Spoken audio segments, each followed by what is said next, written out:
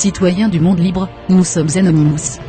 C'est depuis la fermeture illégale du site Megaupload que la loi ACTA s'est médiatisée. Nous jugeons cette loi comme un entrave à la liberté d'expression et l'accès à la culture de chacun et de chacune. Bien entendu, cet accord est en train d'être signé par les plus grandes puissances du monde, dont la France, dans le dos des peuples.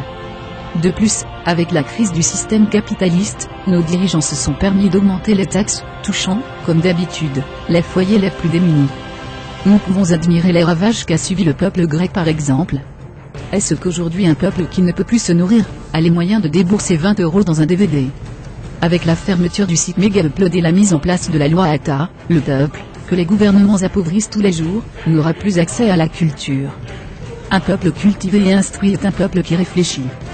Mais de quoi nos gouvernements ont-ils peur? Peut-être des idées qu'ont pu faire naître les révolutions du monde arabe.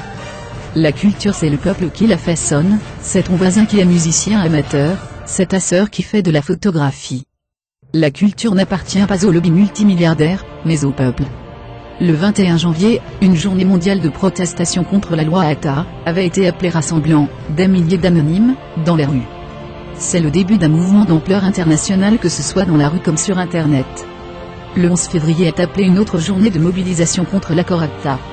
Il faut diffuser l'information par toutes les voies possibles, que chaque homme et chaque femme soit au courant. Par Facebook ou par Twitter, mais aussi en imprimant et en distribuant des tracts dans la rue. Parlez-en à votre plombier, au caissier de votre supermarché et à votre coiffeur. Plus l'information circule, plus nous serons nombreux. Nous sommes Anonymous. Nous sommes légion. Nous ne pardonnons pas. Nous n'oublions pas. Redoutez-nous.